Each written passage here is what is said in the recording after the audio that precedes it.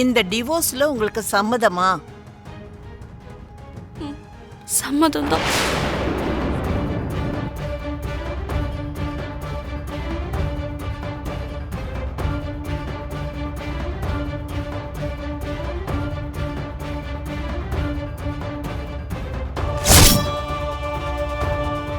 Mitra லக்ஷ்மிங்கிற தம்பதிங்க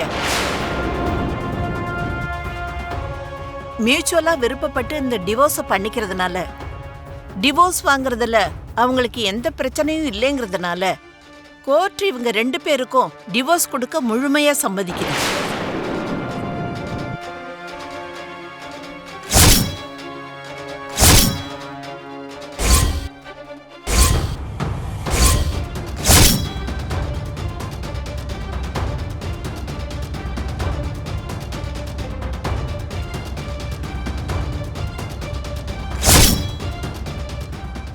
The court is adjourned.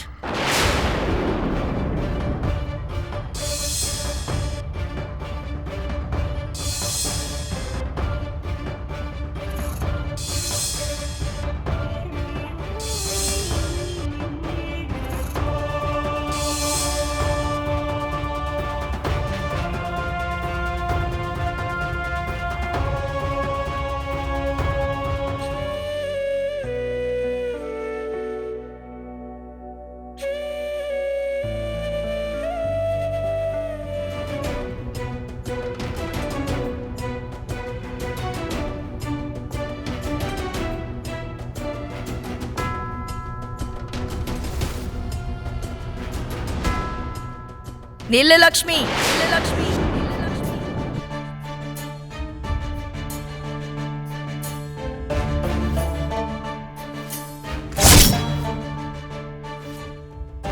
இங்க பாரு, உனக்கும் மித்ராக்கும் டிவோர்ஸ் ஆயிடுச்சு.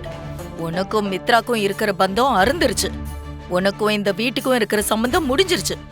இன்னும் என்ன இருக்குன்னு இந்த வீட்டுக்குள்ள அடி எடுத்து வைக்கிற?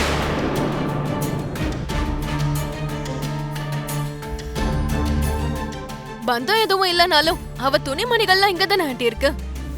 அதை எடுத்துட்டு போக தான் வந்திருப்பான்.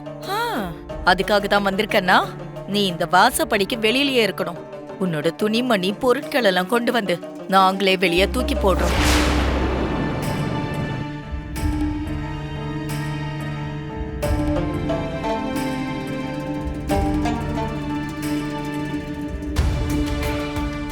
என்ன மித்ரா இதெல்லாம்? டிவோர்ஸ் கொடுத்துட்டா மட்டும் லக்ஷ்மிக்கும் இந்த வீட்டுக்கு இருக்கிற பந்தம் முடிஞ்சு போச்சுன்னு அர்த்தமா? இத்தனை நாள் அவளுக்கு கொடுத்த மதிப்பும் முடிஞ்சு போச்சுன்னு அர்த்தமா?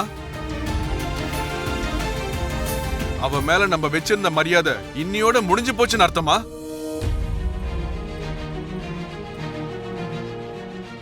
என்னங்க புதுசா பேசுறீங்க? டைவர்ஸ் ஆனதுக்கு அப்புறம் எந்த ஒரு பொண்ணும் பிரிஞ்சு போன புருஷன் கூடயும் பிரிஞ்சு போன குடும்பத்து கூடயும் சேர்ந்து வாழவே மாட்டாங்க.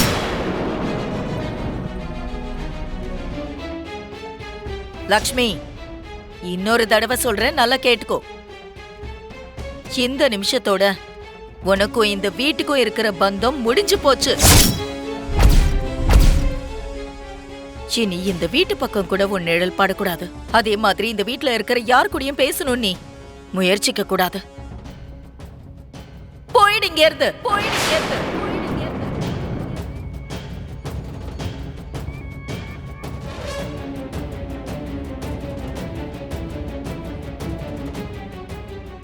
What is this mom? Divorce ஆகாத வரைக்கும் அவங்க இந்த வீட்டோட மருமக. அவங்களுக்குன்னு ஒரு மரியாதை இருக்கு. அவங்கள மதிக்க வேண்டிய கடமை நமக்கு இருக்கு. நீ இப்படி ரூடா பிஹேவ் பண்றது கொஞ்சம் கூட சரியில்லை.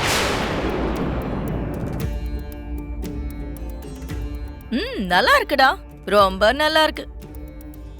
இவளை இப்போ வீட்டை விட்டு துரத்துறதுனால உனக்கு ரோஷம் பொத்திக்கிட்டு வருது.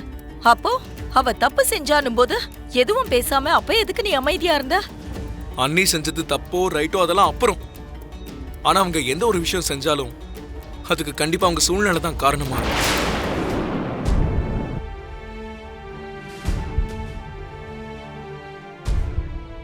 அவங்க வீட்டுல சந்திக்கிற இந்த பிரச்சனைகளால தான் இப்படி ஒரு காரியத்தை செஞ்சாங்க. அத தப்புன்னு சொல்லணும்னு நினைச்சா தப்புன்னு சொல்லலாம். ஆனா புரிஞ்சுக்கணும்னு நினைச்சா கண்டிப்பா புரிஞ்சுக்கவும் முடியும். இவளுக்கு மித்ராக்கு சப்போர்ட் பண்றதெல்லாம் போதும் விவேக். என்ன ஆனாலும் இப்போ மித்ராக்கும் லக்ஷ்மிக்கும் டிவோர்ஸ் ஆயிடுச்சு. இனியும் இவ இந்த வீட்ல இருக்கவே கூடாது. அதனாலதான் அனுப்பலான்னு இருக்கோம்.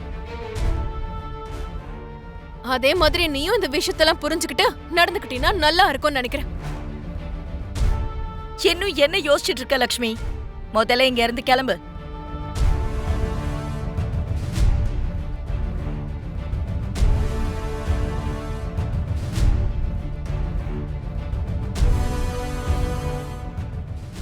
நான் போயிட்டு வரேன் மாமா. நில்லு லக்ஷ்மி.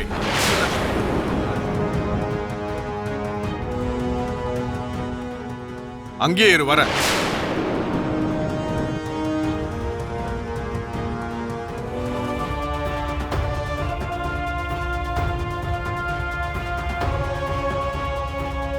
என்னங்க Dad, what is என்னங்க this? பண்ணிட்டு இருக்கீங்க? எங்க போறீங்க நீங்க? நான் கொடுத்த வாக்க காப்பாத்துறதுக்கு. வாக்கு கொடுத்தீங்களா? யாருக்கு கொடுத்தீங்க? எப்பங்க கொடுத்தீங்க? நான் லக்ஷ்மிக்கு கொடுத்த வாக்கு.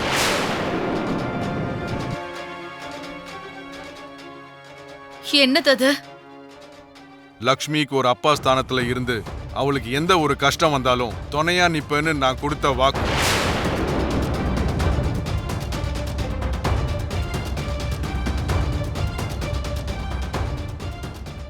ஒரு விதத்துல சொல்லணும்னா லக்ஷ்மிக்கு இப்படி ஒரு நிலைமை வர்றதுக்கு நான் தான் காரணம்.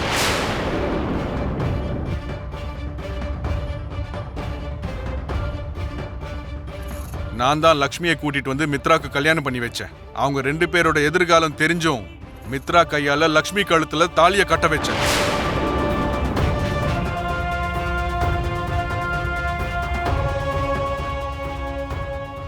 லக்ஷ்மி இன்னைக்கு இப்படி ஒரு நிலைமையில இருக்கிறதுக்கு நானும் ஒரு காரணம் தான். அதனாலதான் இதுக்கு அப்புறமாவது அவளோட பொறுப்பை நான் ஏத்துக்கணும்னு நினைக்கிறேன்.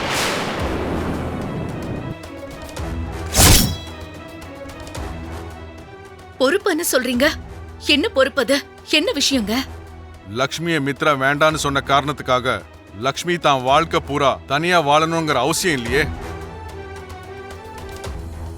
லக்ஷ்மியை சந்தோஷமா பாத்துக்கிற ஒருத்தனை தேர்ந்தெடுத்து லக்ஷ்மிக்கு கல்யாணம் பண்ணி வைக்க போறேன்.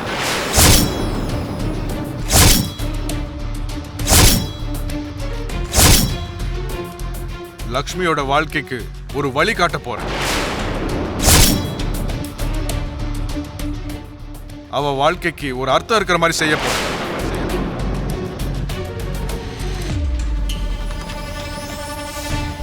நீங்க என்ன பேசிக்கிட்டு இருக்கீங்க மாமா? நீ பேசாத லக்ஷ்மி.